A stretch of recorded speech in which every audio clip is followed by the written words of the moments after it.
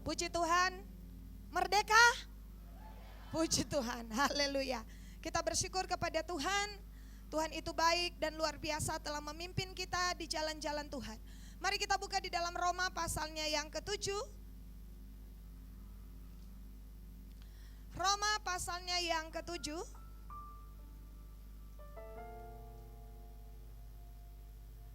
Ayatnya yang ke-24, 23 dan 24. Roma pasalnya yang ke-7 ayat 23 dan 24.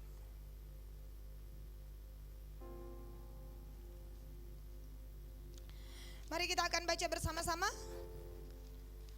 1, 2, 3. Roma pasal 7 ayatnya yang ke-23 dan 24.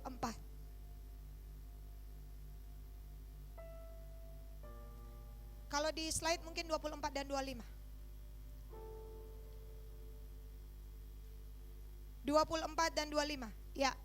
Roma pasal 7 ayat 24 dan 25.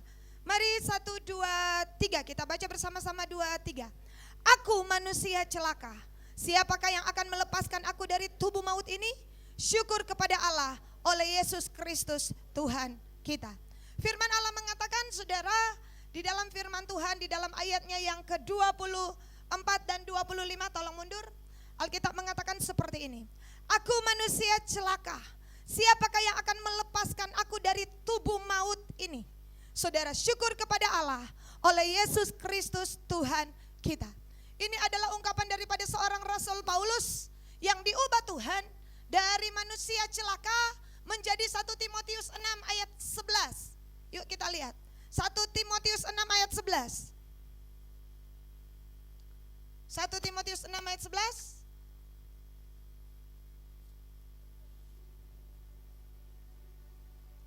Satu, dua, tiga. Tetapi engkau, hai manusia Allah, jauhilah semuanya itu. Kejarlah keadilan, ibadah, kesetiaan, kasih, kesabaran, dan kelembutan. Ya saudara, dari manusia celaka menjadi manusia ilahi. Saudara, itulah manusia Allah atau manusia rohani. Bilang kiri kanan saudara, Tuhan mengubahkan engkau dari manusia celaka menjadi manusia ilahi. Saudara, siapakah, kenapa Paulus mengatakan dia manusia celaka? Karena track recordnya, oh saudara, mendatangkan kecelakaan bagi orang lain.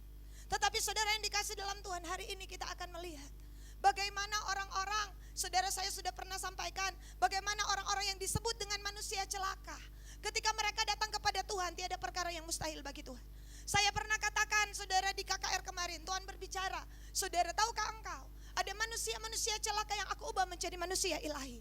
Seorang perempuan Samaria dengan 6 hugal Tuhan ubah menjadi penginjil yang terkenal. Oh, Yesaya berkata, aku celaka, celaka aku, karena aku ini adalah seorang yang najis bibir. Oh saudara, dari seorang yang najis bibir, Tuhan pilih Yesaya untuk menjadi seorang martir. Di dalam kitab Yesaya itulah, saudara bayangkan, dari manusia celaka, saudara, Tuhan bawa Yesaya dari 66 kitab. Saudara, adalah miniatur daripada saudara, pas 66 pasal daripada Yesaya adalah miniatur dari Alkitab. Karena 39 perjanjian lama, pasal sampai pasal 39, masuk ke pasal 40, saudara, sampai dengan 66, tipikal perjanjian baru. Jadi saudara, kitab Yesaya adalah Alkitab mini. 66 pasal menggambarkan 66 kitab. Dari siapa saudara? Dari seorang manusia celaka.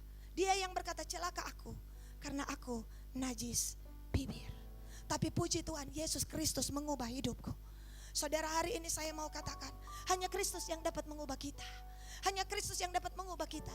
Oh, Musa seorang pembunuh. Dia bunuh seorang mandor daripada Mesir. Tetapi Alkitab mengatakan, tidak ada manusia yang lembut hatinya seperti Musa di muka bumi ini. Siapa yang mengubah dia? Tuhan. Saya meyakini tiada perkara yang mustahil bagi Tuhan. Oh, manusia celaka seperti Paulus yang biasa bunuh orang, Tuhan percayakan mendapatkan wahyu 2/3 daripada perjanjian baru. Semua diwahyukan kepada manusia celaka ini. Kenapa? Karena dia bersedia untuk diubahkan oleh Tuhan. Saudara, saya terkejut ketika saudara saya membaca satu ayat di mana Alkitab mengatakan ada seorang manusia celaka, dan Yesus sendiri juga yang mengatakannya. Mari kita lihat di dalam Markus 14 ayat 21.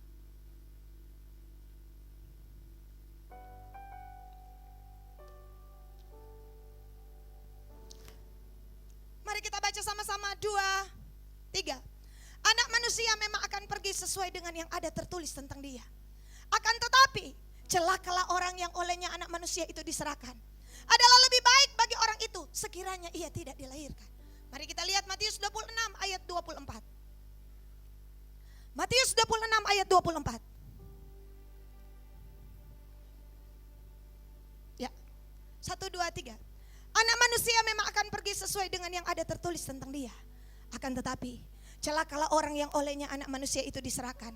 Adalah lebih baik bagi orang itu sekiranya ia tidak dilahirkan. Siapakah dia? Yudas Iskariot. Alkitab mengatakan, Yesus sendiri berkata, celakalah orang ini. Lebih baik dia tidak dilahirkan. Saudara, kenapa? Kalau dia orang celaka, kenapa Tuhan memilih dia menjadi 12 rasul? Kalau dia orang celaka, kenapa Tuhan mempercayakan kepada dia? Ingatkah saudara, Tuhan Yesus pernah mengutus muridnya 22? 6 pasang Tuhan nembusi dengan rohnya. Dan dia berkata, lepaskanlah orang yang sakit, orang yang terikat. Tanda-tanda dan tanda-tanda ajaib menyertai engkau. Termasuk di situ ada Yudas. Kalau dia manusia celaka, kenapa Tuhan percayakan dia pengajaran khusus para rasul? Tuhan Yesus itu punya murid elit. Ada pernahkah saudara baca di Alkitab ada 70 orang murid? Saudara, tetapi ada juga 12 murid. Murid ini, 12 murid ini disebut sebagai 12 rasul. Saudara, kenapa kalau dia celaka? Kenapa Tuhan mempertontonkan kepadanya mujizat-mujizat? Dia ada di atas perahu pada saat 70 murid tidak ada. Dia ada di atas perahu dan Tuhan berkata, diam, tenanglah, targante egome. Tetapi kenapa dia disebut? Yesus berkata, celaka yang olehnya anak manusia itu, yang olehnya anak manusia itu diserahkan. Saudara, yang pertama, kenapa dikatakan celaka? Karena Yudas menunda-nunda waktu untuk bertobat. Yudas menunda-nunda kesempatan. 3 tahun setengah Tuhan kasih kesempatan dia untuk berubah. 3 tahun setengah. Sejak dari awal Tuhan Yesus sudah tahu yang akan menyerahkan dia. Itu terbukti di dalam Lukas pasal 6. Yuk kita lihat. Saya ingat ayat ini, coba saya periksa sebentar. Lukas pasal 6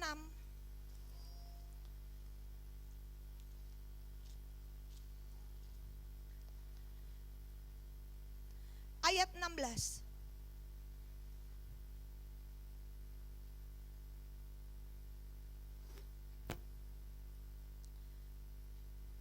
Ini Tuhan memilih.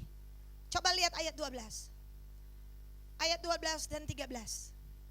Pada waktu itu pergilah Yesus ke bukit untuk berdoa. Dan semalam-malaman ia berdoa kepada Allah. Oh, Tuhan Yesus dia berdoa malam. Bilang kiri kanan saudara, mantap. Ya, saudara, Tuhan Yesus dia berdoa semalam malaman. Wow. Saudara ya, pergilah Yesus ke bukit untuk berdoa. Semalam-malaman. Kalau satu malam ada 12 jam. Berapa jam Yesus berdoa? Semalam-malaman. Untuk menunjuk 12 murid. Supaya tidak salah pilih. Karena begitu banyak orang yang mengikuti, ia berdoa kepada Allah. Dipilihlah saudara sekian banyak orang, kemudian ayat 16. Ayat 16, kita loncat saja ayat 6. Yudas anak Yakobus, jadi ada banyak Yudas. Seperti di Alkitab ada banyak Maria ya saudara. Jadi ada banyak, termasuk Yudas yang menulis kitab Yudas, itu bukan Yudas Iskariot. Itu Yudas, kakak tiri daripada Tuhan Yesus. Jadi tolonglah, jangan diskreditkan Yudas yang ada di Alkitab ini, yang ada kitab Yudas. Karena dia bukan pengkhianat. Maria Magdalena juga bukan pelacur. Walaupun di dalam hidupnya ada 7 setan. Ada pembuktiannya di dalam firman Allah. Saudara, dan Maria Magdalena adalah orang kaya. Karena dia terhitung dalam bendahara Yohana istri Kusa yang melayani Yesus dengan kekayaan mereka. Magdalena dari kata Magdala, seorang pengusaha yang memberikan hidupnya untuk Tuhan. Itulah sebabnya, perhatikanlah firman Tuhan. Yudas anak Yakobus. Ada Yudas yang bukan Iskariot. Ada Yudas Iskariot. Oke, kita kembali. Dan Yudas Iskariot yang kemudian menjadi pengkhianat. Apakah Tuhan tidak tahu dia mau jadi pengkhianat? Tahu. Tapi Tuhan memilih dia supaya dia bertobat. Tuhan berpikir, kalau dia menjadi muridku dan aku mempercayakan banyak hal kepada dia, mungkin dia akan berubah. Saudara, kenapa Yudas disebut manusia celaka sampai akhir hidupnya? Itu bukan rencana Tuhan. Itu rencana iblis. Membuat orang yang celaka tetap celaka. Tapi saudara lihat rancangan Tuhan. Membuat manusia celaka menjadi manusia ilahi. Dia taruh rohnya. Harga Roh Kudus ada dalam diri kita. Darah Yesus. Ingat dengan baik. Itulah sebabnya Yesus berkata, jangan dukakan Roh Kudus Allah dan jangan hina pekerjaan roh. Karena dulu ketika Yesus belum mati di atas kayu salib, Roh Kudus hanya sementara dan memilih hanya imam dan para raja-raja, itu pun tidak selamanya bisa tinggal. Tetapi sejak Yesus Kristus mati di atas kayu salib, dia berkata, tunggulah di loteng Yerusalem. Karena engkau punya hak, karena darahku sudah tercurah. Oleh sebab itu hari-hari ini, saudara, Alkitab berkata jangan mendudukakan Roh Kudus Allah menjelang hari penyelamatan. Hari ini kita melihat, saudara, firman Allah berkata Yudas Iskariot yang kemudian menjadi pengkhianat. Saudara, Alkitab mengatakan bahwa begitu banyak kesempatan. Mari kita lihat belas kasihan Tuhan, Yohanes pasal 13 ayat pertama.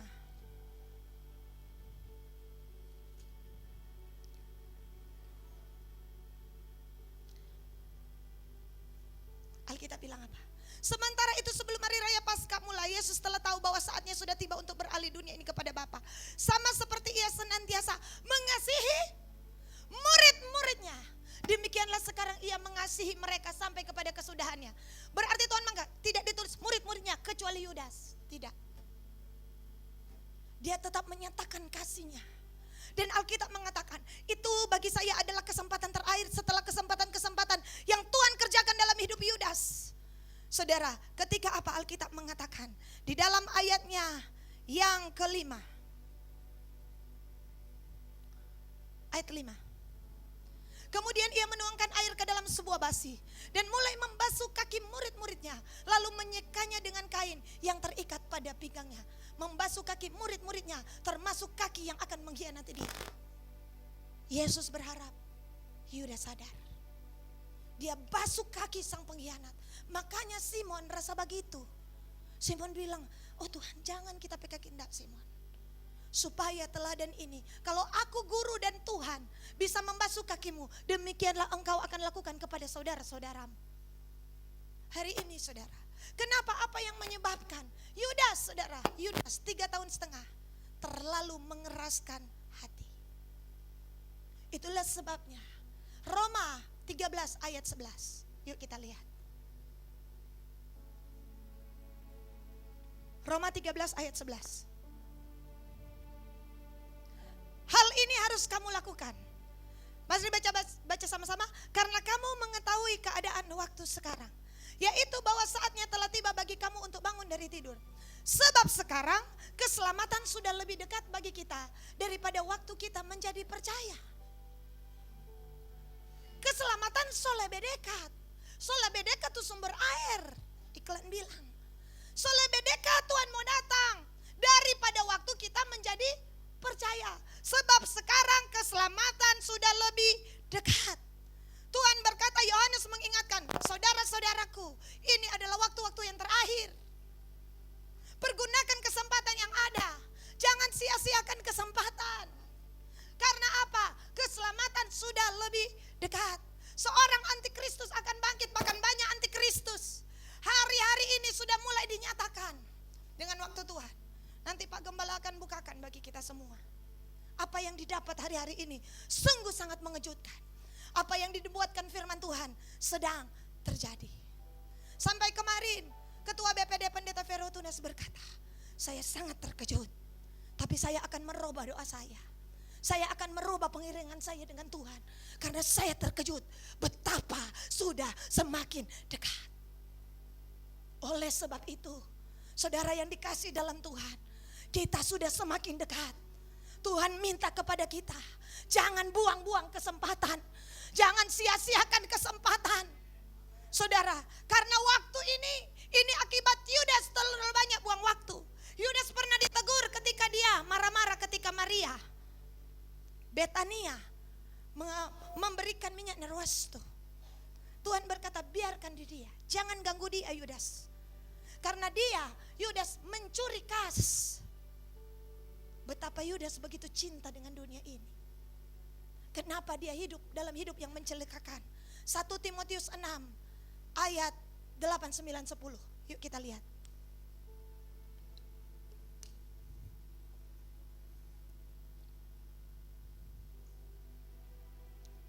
Lanjut 9. Tadi dikatakan ayat 8, asal ada makanan, pakaian, cukuplah. Yuk. Ya, ayat 9. Tetapi mereka yang ingin kaya terjatuh ke dalam pencobaan, ke dalam jerat dan ke dalam berbagai-bagai nafsu yang hampa dan yang mencelakakan, yang menenggelamkan manusia ke dalam keruntuhan dan kebinasaan. Ayat selanjutnya 10. Karena akar segala kejahatan ialah cinta uang. Sebab oleh memburu uanglah beberapa orang telah menyimpang dari iman dan menyiksa dirinya dengan berbagai-bagai duka. Yang pertama, Yudas terlalu menunda-nunda kesempatan. Firman Tuhan di dalam ayat cantik Kisah 24 ayat 25. 24-25. Mungkin saudara saya hanya mengingatkan saya dan saudara hari-hari ini. Tapi ketika Paulus berbicara tentang kebenaran, penguasaan diri dan penghakiman yang akan datang, Felix menjadi takut dan berkata, cukuplah dahulu. Dan pergilah sekarang, apabila ada kesempatan baik, aku akan menyuruh memanggil engkau. Kesempatan baik. Dia tunggu, dia tunda waktu. Felix tewas. Felix tewas tidak berapa lama kemudian. Tapi firman sudah disampaikan. Tapi dia yang menunda-nunda kesempatan. Jangan tunda kesempatan. Itulah sebabnya Tuhan berkata dalam saudara ya, Ibrani pasalnya yang ke-3 ayat 7. Ibrani 3 ayat 7. Sebab itu, seperti yang dikatakan Roh Kudus, pada hari ini jika kamu mendengar suaranya, ayat 8, janganlah keraskan hatimu, seperti dalam kegerapan pada waktu pencobaan di padang gurun, ayat 13. Kita loncat ayat 13. Tetapi nasihatilah seorang akan yang lain setiap hari, selama masih dikatakan hari ini. Supaya jangan ada di antara kamu yang menjadi tegar hatinya karena tipu daya dosa. Kalau hari ini kan pendeta, besok orang belum mau mati, siapa bilang? Siapa tahu? Besok kalaupun belum mati, hati jadi keras. Hati jadi tegar. Lama-lama dosa dianggap biasa. Lama-lama tidak apa-apa. Itu adalah cara kerja iblis. Coba ayatnya yang selanjutnya, ayat 14. Karena kita telah beroleh bagian dalam Kristus. Jadi ini bukan untuk orang yang tidak bertobat, saudara. Coba saudara dan saya perhatikan. Ini untuk jemaat di Ibrani. Jemaat yang berani bayar harga. Tapi Tuhan mengingatkan mereka karena ada di antara jemaat Ibrani keras kepala, tegar, tengkuk, ya saya bilang kepala batu. Saking sayangnya Tuhan, Tuhan bicara ini. Ayat 15. Maju. Tetapi apabila pernah dikatakan pada hari ini, jika kamu mendengar suaranya, janganlah keraskan hatimu seperti Tuhan ulang lagi. Kenapa Tuhan ulang? Karena ada begitu banyak orang yang menunda nanti besok. Ada begitu banyak orang yang menunda nanti. Saudara, Ibrani 4 ayat 7. Tadi Ibrani 3 ayat 7. Kemudian Ibrani 4 ayat 7. Yuk kita baca. Sebab itu ia menetapkan pula suatu hari. Yaitu apa? Hari ini. Satu hari dari kata kairos. Kairos artinya apa? Tuhan lagi buka pintu. Saudara ingat firman Tuhan beberapa minggu lalu? Tuhan buka pintu bagi mereka untuk masuk tanah Kanaan. Karena hari itu adalah hari hulu hasil. hari Pentakosta. Dan Tuhan berkata, now, sekarang, hari ini. Besoknya ketika mereka mau masuk, Tuhan tidak izinkan. Alkitab bilang, sebab itu ia menetapkan pula suatu hari, yaitu hari ini. Ketika ia setelah sekian lama berfirman dengan perantaraan Daud, seperti dikatakan di atas, pada hari ini jika kamu mendengar suaranya, jangan keraskan hatimu. Coba ayat 10. Ayat 10. Sebab barang siapa telah masuk ke tempat perhentiannya, ia sendiri telah berhenti dari segala pekerjaannya. Sama seperti Allah berhenti dari pekerjaan. Ada satu masa yang akan dikatakan tempat perhentiannya. Itu kita semua telah berhenti dari segala apa? Kerja keras, jerih lelah nanti. Saudara, ya, oleh sebab itu, apa yang membuat Yudas menjadi manusia celaka? Sebenarnya itu bukan rencana Tuhan. Dia celaka karena dia tunda-tunda untuk bertobat. Dia celaka karena dia anggap enteng dengan waktu. Dia celaka karena dia memandang enteng dengan apa yang dia kerjakan. Dan yang kedua, dia celaka karena dia cinta uang. Oleh sebab itu, setiap saya dan saudara, ketika Tuhan izinkan saya dan saudara diajari, ditegur oleh Tuhan, mari kita katakan, yes Tuhan, terima kasih Tuhan. Karena Tuhan, Alkitab berkata dalam kitab Ayub, Tuhan berfirman lewat berbagai-bagai cara. Lewat penglihatan, lewat mimpi, lewat firman, lewat para nabi, dan lewat alam atau keadaan. Kita mau pilih yang mana? Apakah nanti lewat keadaan? Apakah nanti saya lihat, apakah berita ini saya lihat dalam bentuk video di Turki beberapa hari yang lalu. Sudah seperti beberapa kota seperti Sodom dan Gomora. Api turun menghanguskan beberapa kota. Turki kan Erdogan meminta doa. Dia bingung mau buat apa. Saudara, kota, ada beberapa kota, bukan cuma satu kota, terbakar. Saudara, Tuhan sedang menghakimi. Saudara, satu bangsa, satu kota. Biarlah saya dan saudara hari-hari ini diizinkan Tuhan untuk apa? Mengalami firman-Nya. Amin. Saudara, selagi masih dikatakan hari ini. Saudara, ada seseorang juga yang menangis. Tadi dikatakan sebaiknya dia tidak dilahirkan. Saudara, ya, tapi ada seseorang, saya lihat seorang hamba Tuhan yang juga menangis dan meminta seandainya dia tidak dilahirkan. Saudara akan terkejut, siapa nabi itu? Yeremia 15 ayat 10.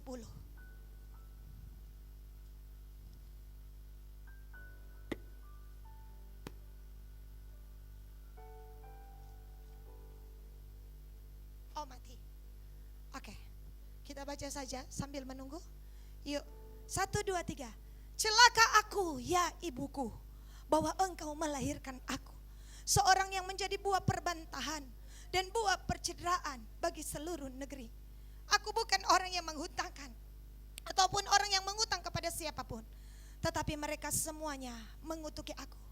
Sungguh ya Tuhan, aku telah melayani engkau dengan sebaik-baiknya dan telah membela musuh di depanmu pada masa kecelakaannya dan kesesakannya.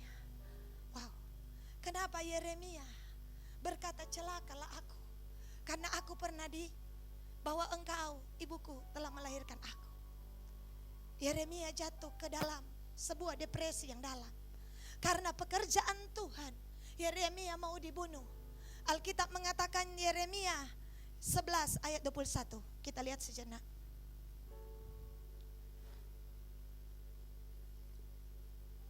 Oh, di sini jadi.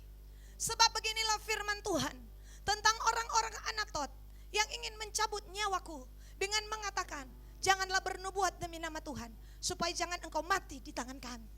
Saudara, harga menyampaikan firman adalah diancam dan dibunuh. Saudara, bukan cuma sekali, berkali-kali. Yeremia 26 ayat 8. Saya ambil 2 ayat ini saja. Yeremia 26 ayat 8. Lalu sesudah Yeremia selesai mengatakan segala apa yang diperintahkan Tuhan untuk dikatakan kepada seluruh rakyat itu, maka para imam, para nabi, dan seluruh rakyat menangkap dia serta berkata, engkau harus mati. Bayangkan, semua nabi, semua pendeta, semua pelayan, satu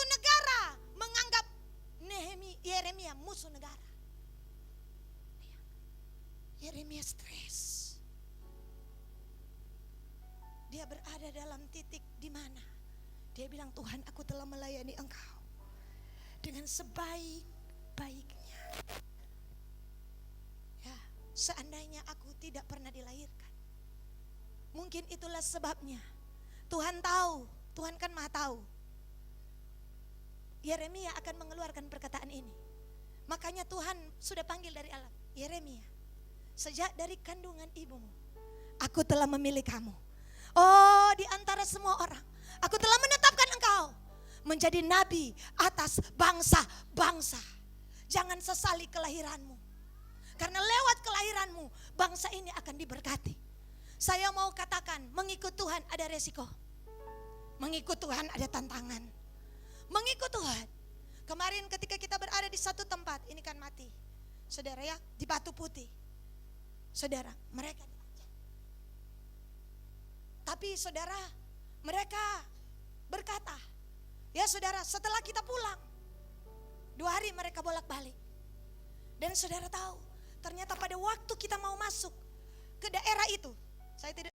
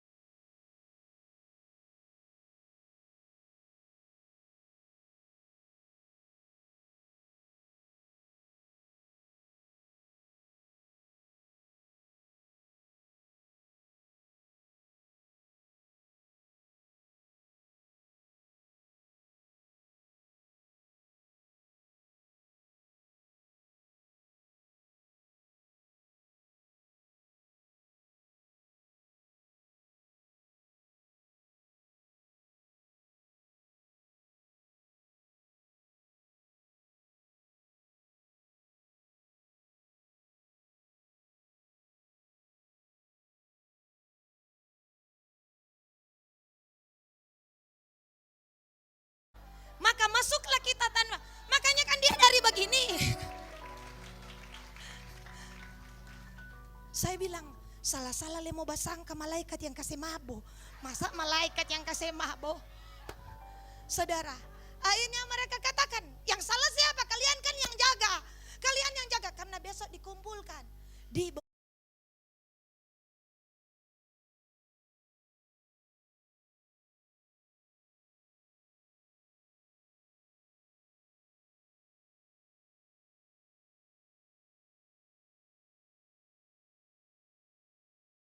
kita punya Tuhan yang ajaib. Besoknya setelah ditanyakan, saudara ya mereka merendahkan diri dan mereka berkata, saya pegang 2 obor. Kan yang mereka katakan boleh masukkannya 50. Iya, berarti ada 20 kira-kira kelebihan ya. Iya, kalau begitu untuk yang 20 kami minta maaf. Lalu ibu yang satu bilang, Bapak kurang kemurahan Tuhan dapat nafas dan Tuhan hari sosaki parah. Bapak bilang, aduh kita leso takut. Lalu leader yang satu bilang kepada bapak yang satu yang masih berkeras, atau kami bawa dalam doa pos. Oh jangan. Oke, kami maafkan, silakan pulang. Wah, tapi mereka mengalami ketegangan 2 hari.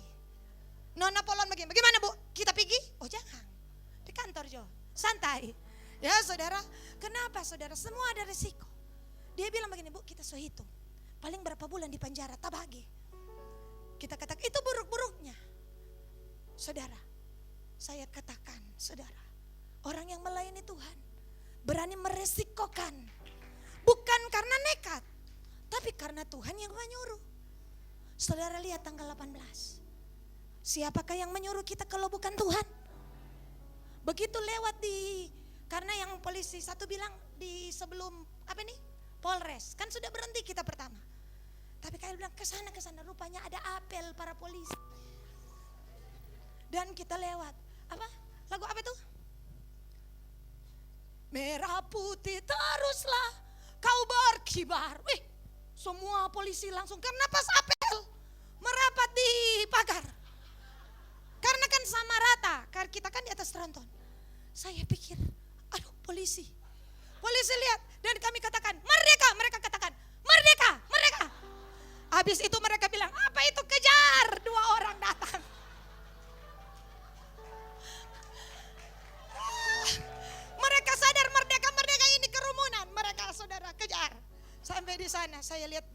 ini, woi Pak Gembala sudah diwawancara. Di samping Pak Roy dengar-dengar. Pak Roy bilang kita so tegang. Taik so tegang. Karena kalau apa kita dan Pak Gembala masuk penjara. Pak Herdi bilang nyanda, nanti deng torang beramai-ramai. Ini apa Pak? Dalam rangka apa? Hari kemerdekaan. Oh, momennya tepat. Saudara lihat kalau Kairos. Ya, ini bagi-bagi apa Pak? Bagi sembako, tapi bagi masker. Oh, protokol. Yes. Ini apa Pak? Berdoa untuk bangsa. Makanya yang pertama bangsa dan Solo dan mereka dengar berdoa. Oh, oke Pak, mantap, mantap. Tapi tolong di titik-titik tertentu kirimkan foto kepada kami. Amin. Cuma kok mau kirim foto? Iya kan saudara? Kita pergi kedua. Mereka katakan, Pak Ibu Gembala dari pertama so ditronton. Kita so tegang. Saudara ya, kabar bahasa roh sepanjang jalan. Oh Tuhan, haleluya. Saudara, saya tegang bukan apa? Jangan sampai kita tidak finish strong. Apa yang Tuhan perintahkan harus kita kawal sampai selesai. Harus tuntas. Berapa titik? 4. Dan Tuhan kerjakan berapa titik? 6. Wow, beri tepuk tangan bagi Allah kita. Begitu sampai diberikan. Pak Isong sudah kan? Urus dari berapa hari? Pak Isong sudah telepon. Tidak bisa, ini ditolak suratnya. Ini bikin lagi. Tetapi kepala kantor Muslim ya. Muslim. Dia memberikan tempat di mana tempat tidak boleh parkir. Dan dia memerintahkan untuk di situ. Karena pagi-pagi ada yang telepon. Siapa yang telepon? Kita semua tidak tahu nomor teleponnya. Jadi siapa yang telepon? Nanti tanyakan kepada dia. Saudara ya, kita semua tidak tahu. Saudara ya, dan saudara kita parkir di tempat di mana firman disampaikan sampai ada kepala manguni ya. Panelis, ya, datang.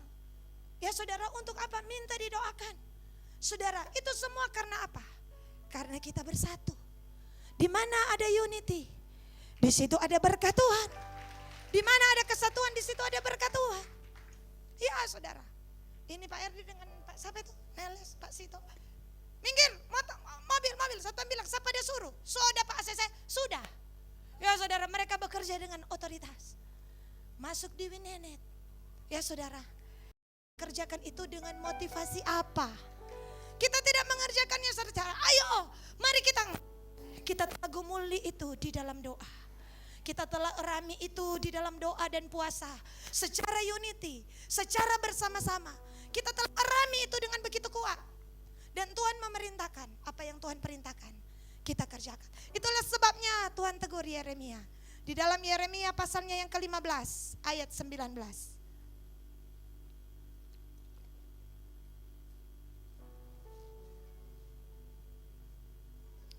Mari kita baca. Yeremia 15 ayat 19. Karena itu beginilah jawab Tuhan. Jika engkau mau kembali, aku mengembalikan engkau menjadi pelayan di hadapanku. Dan jika engkau mengucapkan apa yang berharga dan tidak hina, maka engkau akan menjadi penyambung lidah bagiku. Biarlah mereka akan kembali kepadamu, namun engkau tidak perlu kembali kepada mereka. Saudara, hari itu Yeremia ditegur. Tapi Yeremia menerima. Saudara, karena dia berkata celakalah. Ya saudara, ibu yang telah melahirkan aku. Dia sampai pada titik batas kemampuan manusia. Tetapi dia berkata, ada api di dalam tulang-tulangku. Menahannya aku tidak sanggup. Itulah api Injil. Itulah api Roh Kudus yang membuat dia untuk apa? Terus berkarya, terus lari. Sekalipun di dalam hidupnya ada begitu banyak penderitaan yang dia alami. Saudara, saya terkejut ketika baca Yeremia 11 ayat 14. Mari kita lihat.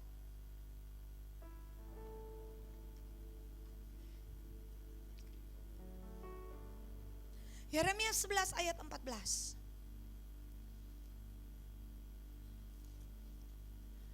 Adapun engkau, janganlah engkau berdoa untuk bangsa ini. Dan janganlah naikkan permohonan dan doa untuk mereka. Sebab aku tidak akan mendengarkan pada waktu mereka berseru kepadaku, karena malah petaka mereka. Tuhan bilang kepada Yeremia, Yeremia stop ngana berdoa. Yeremia 11 ayat 14 tadi. Yeremia 14 ayat 14. Yeremia 14 ayat 11.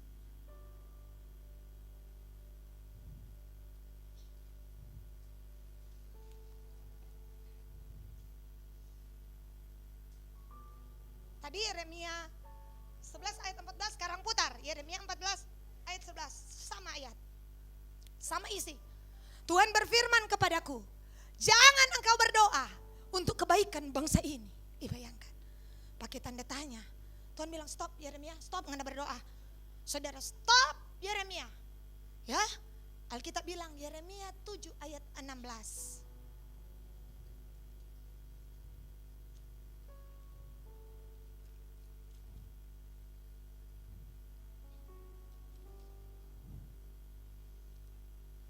Tetapi engkau janganlah berdoa untuk bangsa ini. Janganlah sampaikan seruan permohonan doa untuk mereka. Dan janganlah desak aku, sebab aku tidak akan mendengarkan engkau. Saudara, hari itu bagaimana perasaan Tuhan ketika bilang ini? Sakit. Yeremia, tolong jangan desak-desak kita. Jangan berdoa Yeremia. Kenapa Tuhan harus ulang-ulang ini? Karena Yeremia terus-menerus berdoa. Kenapa Tuhan perlu ulang-ulang?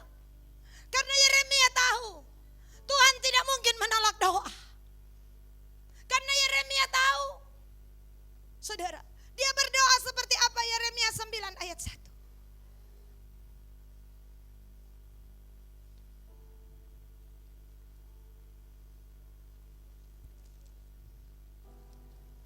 Sekiranya kepalaku penuh air dan mataku menjadi pancuran air mata, maka siang malam aku akan menangisi orang-orang putri bangsaku yang terbunuh. Perlu beberapa kali Tuhan mengulang. Yeremia, jangan kau berdoa bagi bangsa ini. Huruf perintah, tanda seru. Yeremia, Yeremia, karena Yeremia terus berdoa. Yeremia terus mendesak. Yeremia terus berdoa. Ini di Yeremia 9, dia berdoa sampai air mata seperti pancuran. Sehingga Tuhan ulang Yeremia 11 ayat 14 ayat 11. Karena saudara baca terus, Yeremia tidak pernah berhenti berdoa. Bahkan Ratapan 3 mengatakan, ayat 48 sampai 50.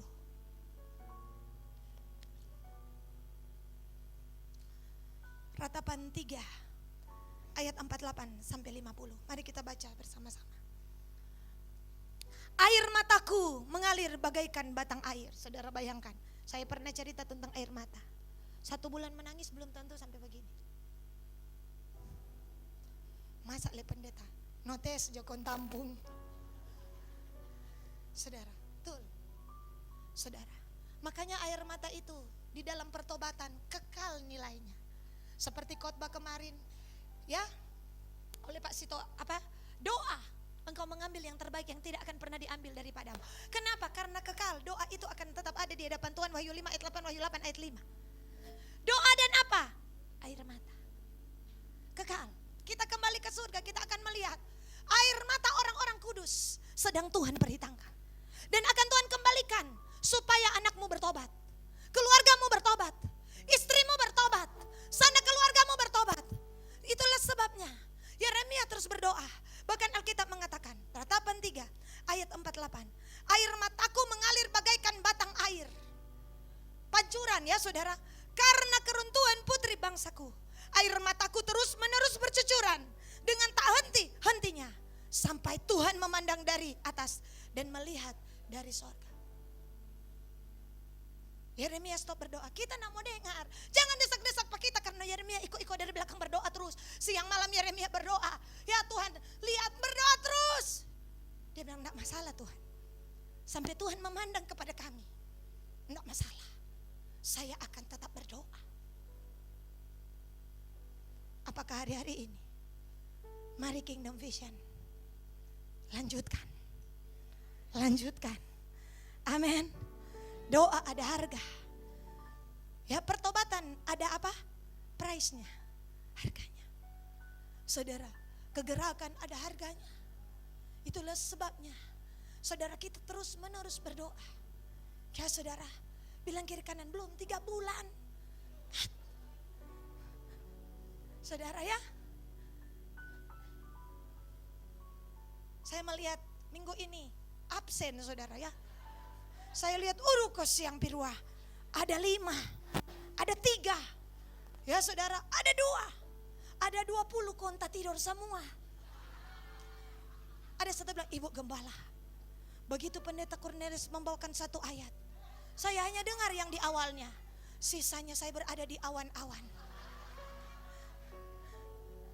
Ya saudara, kita butuh roh keperkasaan. Saya tahu kita lelah, capek. Ya saudara, karena begitu banyak hal yang terjadi di minggu ini. Amin. Terlalu banyak melompat-lompat. Sehingga ketika kemarin sementara Ibu Jaitin berdoa, saya melihat yang lain sudah berselonjor, yang lain duduk dengan tenang. Ya saudara, tinggal beberapa orang saja yang masih tetap mengeluarkan suara. Yang lain berkata, yang terjadi, terjadilah. Amin. Apapun kami aminkan Tuhan, apapun. Saudara, karena apa? Itulah sebabnya kita perlu minta kekuatan Roh Kudus itu, yang dari ketujuh roh Allah, roh keperkasaan. Musa 40 hari 3 kali saudara naik bolak-balik gunung Sinai. Musa ndak bilang solalah kita, solalah. Saudara ya, dari mana itu? Roh yang menggerakkan. Itulah sebabnya sampai kemarin saya melihat doa saya katakan, kelar jam berapa? Kelar jam 4. Begitu jam 4 sama bilang, amin, doa syukur. Bayangkan saudara, boleh mau tidur. Ya saudara, apakah Tuhan menerima jenis doa seperti itu? Ya. Sampai di titik mana batas seperti Yeremia. Saudara, Yeremia bilang, enggak masalah Tuhan. Tuhan enggak mau dengar, Tuhan boleh tutup telinga. Tuhan boleh tutup mata, tapi kita akan tetap di sini sampai Tuhan memandang. Itulah doa yang penuh dengan kegigihan. Itulah yang dikatakan Yakub bergumul di dalam doa. Dia pergumulan di dalam doa. Mengalahkan semua hal di dalam kehidupan ini. Karena hanya doa, senjata supranatural. Amin, ingat dengan baik. Itulah bergumul dengan doa. Saudara bayangkan, kalau ini datang kepada saya dan saudara, stop je berdoa untuk bangsa ini. Saudara bilang amin. Tuhan so bilang stop. Tuhan bilang kata stop.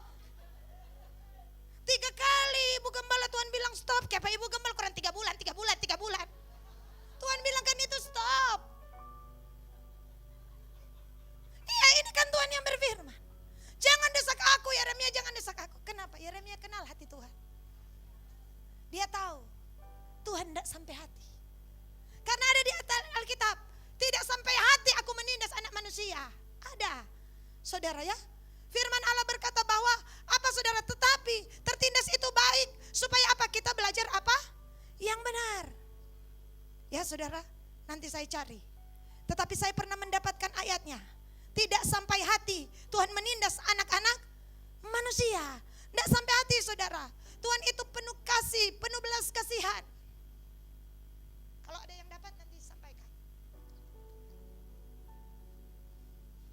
Itulah sebabnya. Ratapan 3 ayat 33. Ayat cantik ya. Ratapan 3 ayat 33. Oh iya, mari kita baca. Karena tidak dengan rela hati ia menindas dan merisaukan anak-anak manusia. Ayat 32. Karena walau ia mendatangkan susah, ia juga menyayangi menurut kebesaran kasih setianya. Karena tidak dengan rela hati ia menindas. Bagaimana Yeremia bisa mengenal hati Allah? Tuhan sudah suruh stop, dia masih maju karena dia kenal akan hati Tuhan. Kenapa kita terus berdoa? Karena saya dan saudara menangkap akan hati Tuhan. Kita harus tetap berdoa. Oh saudara, yang paling utama hari-hari ini adalah pengenalan kita akan Tuhan. Kalau orang lain sudah stop 3 atau 4 kali ayat itu. Tapi karena dia kenal hati Tuhan. Sama seperti ketika Musa mengenal hati Allah, Keluaran 33.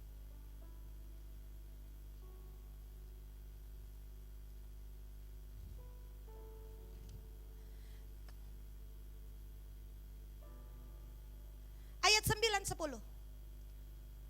Keluaran 33 ayat 9-10. Lalu firman Tuhan Dan sesungguhnya mereka adalah satu bangsa yang tegar tengkuk. Oleh sebab itu, biarkanlah aku, supaya murkaku bangkit terhadap mereka, dan aku akan membinasakan mereka. Sebab engkau akan kubuat menjadi bangsa yang besar. Ayat 11. Lalu Musa mencoba melunakkan hati Tuhan Allahnya. Dan dengan mengatakan, mengapa Tuhan murkamu bangkit terhadap umatmu yang telah kau bawa keluar dari tanah Mesir dengan kekuatan yang besar, dengan tangan yang kuat. 13, ingatlah kepada Abraham, Ishak, Israel. Tuhan sudah bilang pada Musa, Musa, biarkanlah aku. Kita mau kasih mati ini bangsa ini, nanti kita bangun bangsa yang baru lewat engkau. Tapi Musa mengenal hati Allahnya. Dia berkata, jangan Tuhan, ingat akang Pak Abraham. Karena saudara, Musa tahu Abraham mendapat tempat spesial sejak Abraham berani mengorbankan Ishak.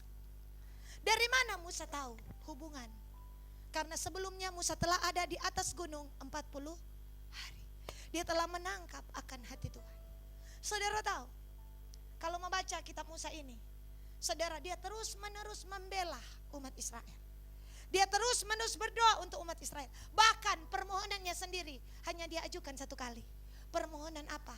Tuhan, kalau boleh kita masuk Joko di apa? Tanah Kanaan. Kan Musa tidak bisa masuk. Ulangan 3 ayat 23. Kita bilang pirua Musa. Iya, itu pun gara-gara bangsa Israel. Ulangan 3 ayat 23.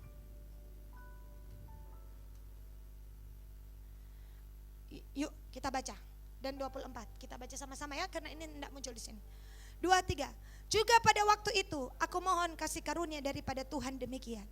Ya Tuhan Allah, engkau telah mulai memperlihatkan kepada hambamu ini kebesaranmu dan tanganmu yang kuat.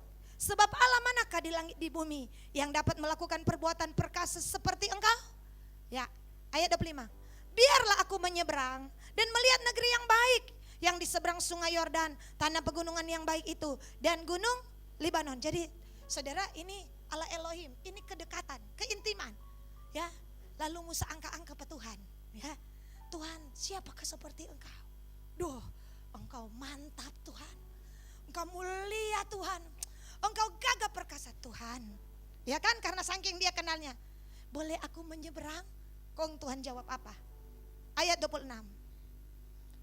Tetapi Tuhan murka terhadap aku oleh karena kamu dan tidaklah mendengarkan permohonanku. Nah sekarang Tuhan apa?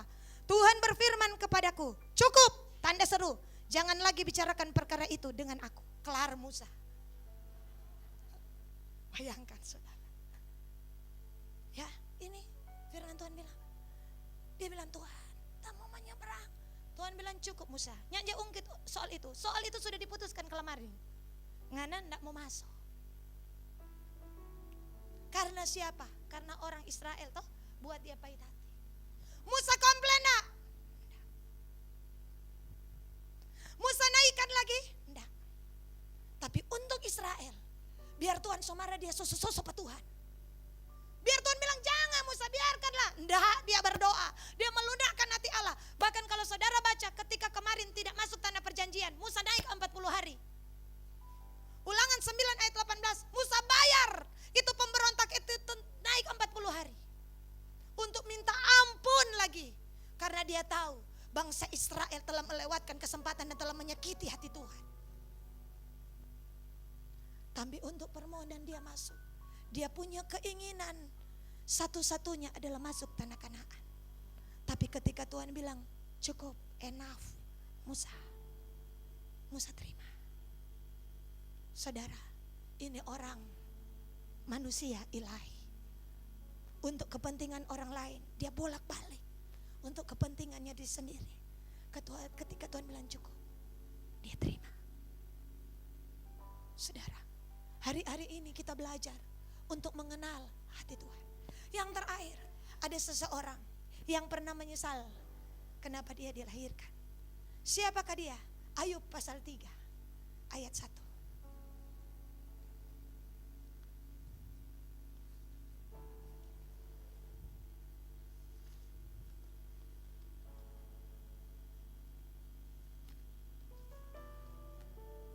Sesudah itu Ayub membuka mulutnya.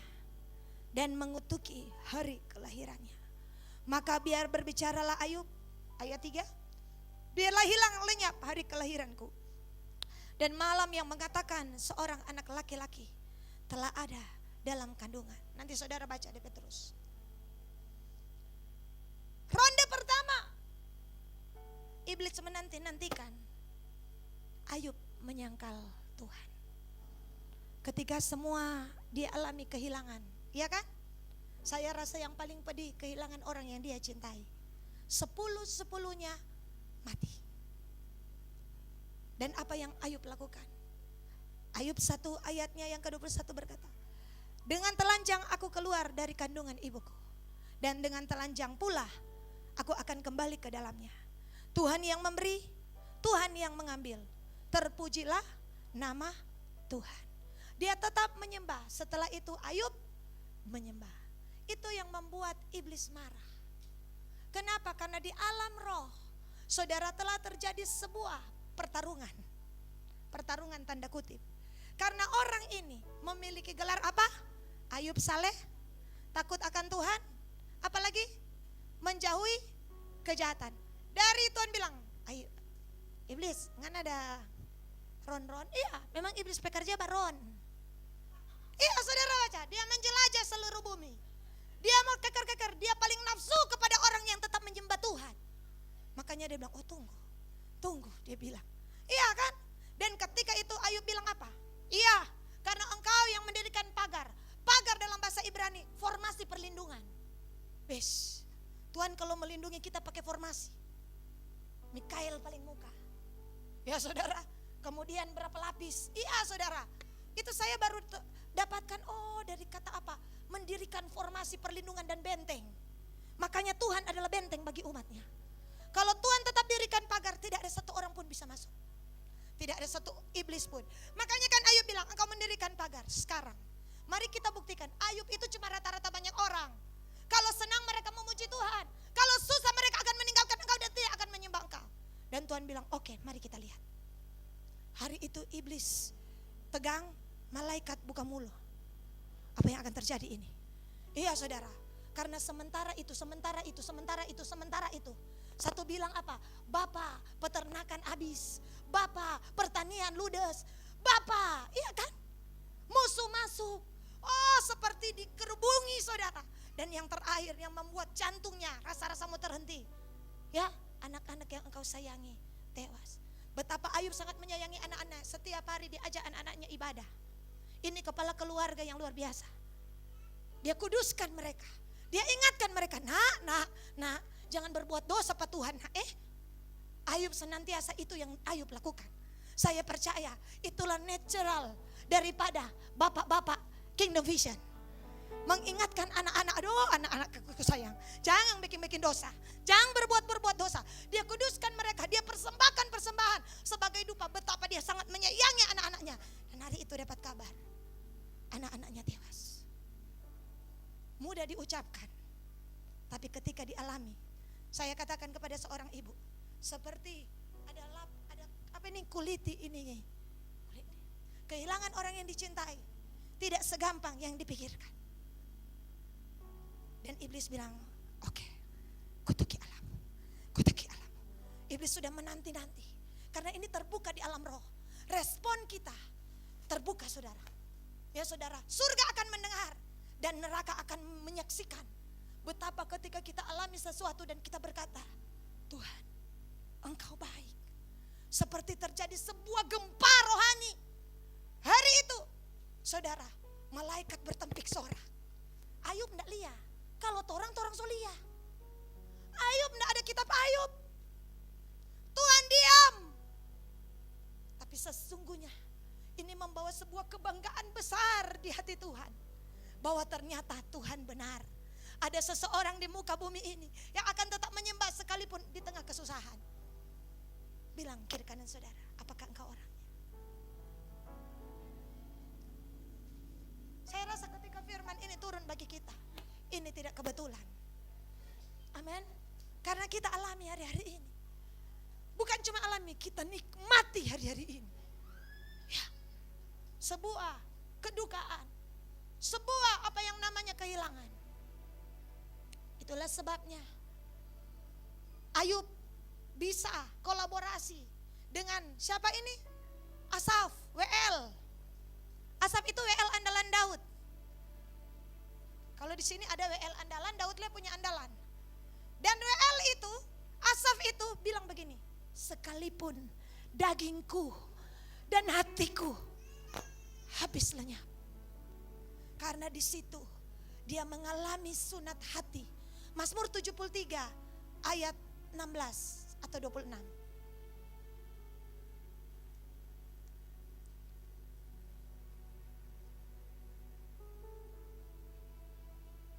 Mazmur 73. Ya, kita baca. Saya pakai lagu. Sekalipun dagingku dan hatiku habis lenyap, gunung batuku dan bagianku, tetaplah Allah selama-lamanya. Oh saudara, Bu, kembar di mana? Ayub 19 ayat 26.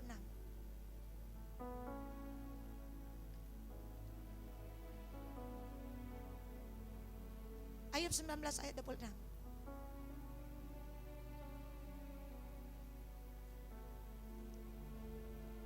Atau 25?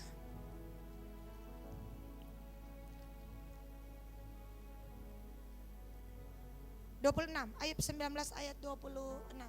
Ya. Juga sesudah kulit tubuhku sangat rusak, tanpa daging pun aku akan melihat Allah. Sebukang dagingku habis lenyap. Ini apa?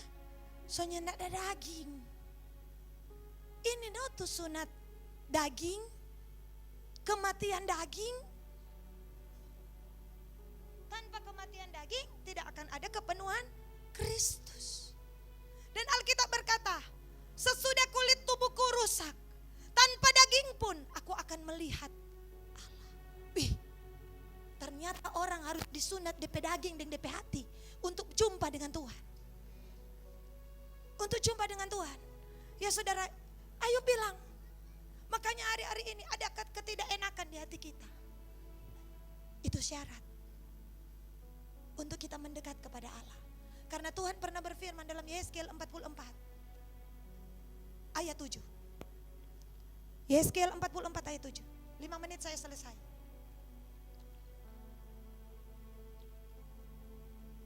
Yeskel 44. Yeskel bukan Yesaya. Yeskel 44 ayat 7. Pendeta James tolong baca. 44 bukan 4.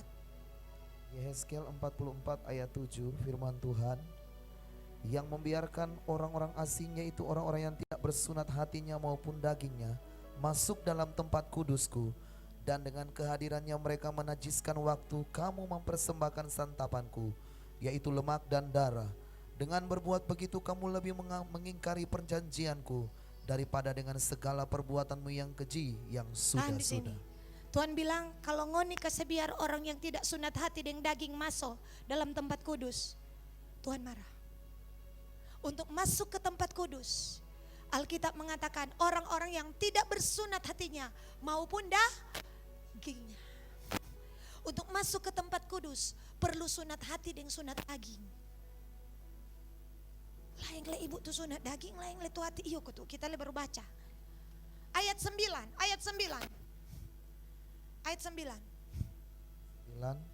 Oleh sebab itu beginilah firman Tuhan Allah, tidak seorang pun dari orang-orang asing yang hatinya dan dagingnya tidak bersunat boleh masuk dalam tempat kudusku.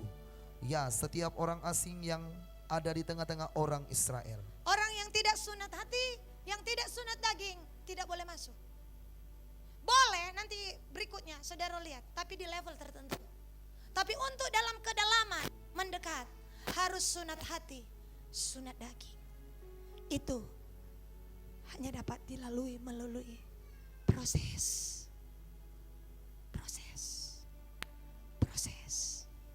Bilang kiri kanan saudara, proses. Seringkali kan kita bilang, ajarku mengenalmu, bahwa aku lebih mengenalmu. Boleh, tapi dua ini, sunat hati, sunat daging. Begitu sunat daging dilakukan, Ayub melihat Allah. Apa yang Ayub lihat? Ayub 19 ayat 25. Apa yang Ayub lihat? Yang belum pernah dilihat oleh banyak orang, Ayub lihat. Ayub terima. Apa itu? Yuk kita baca. Tetapi aku tahu penebusku hidup, dan akhirnya ia bangkit di atas debu. Siapa yang dia lihat? Tuhan Yesus. Dia sudah lihat apa ini? Penyalipan. Ingat, Ayub adalah kitab tertua di dalam Alkitab, perjanjian lama. Apa yang terjadi 6.000 tahun ke depan, Ayub sudah lihat hari ini. Dia lihat Kristus disalibkan, dan dia lihat pada hari ketiga Kristus mengalahkan maut. Makanya, hai maut, di manakah sengatmu? Maut tidak berkuasa. Dan Alkitab berkata, ia bangkit di atas debu. Hari ketiga Yesus bangkit.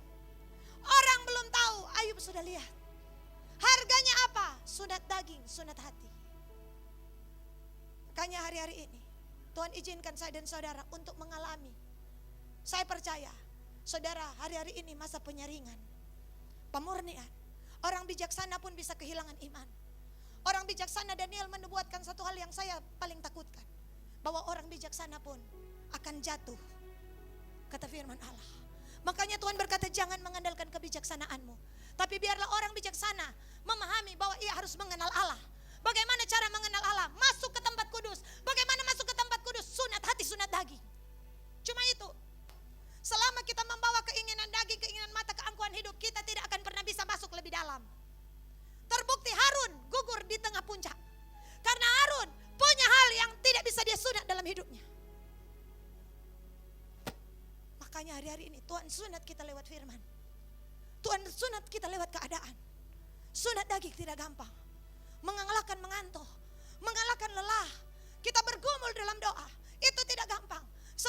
Saudara mengalami duka cita, itu tidak gampang. Tapi Roh Kudus berjanji, Roh Kudus akan memberikan kekuatan kepadamu. Oleh sebab itu, saudara, hari-hari ini, karena Alkitab mengatakan Sakaria 13 ayat 9. Saya masih punya 5 menit ya. Sakaria 13 ayat 9. Ini menjelang kedatangan Tuhan. Saya harus menyampaikan apa adanya, supaya saya dan saudara benar-benar bersiap diri akan apa yang akan terjadi ke depan. Sakaria 13 ayat 9. Ya, sudah hilang juga di atas. Sakaria 13 ayat 9. Aku akan menaruh yang sepertiga itu dalam api. Ya, yuk kita baca sama-sama.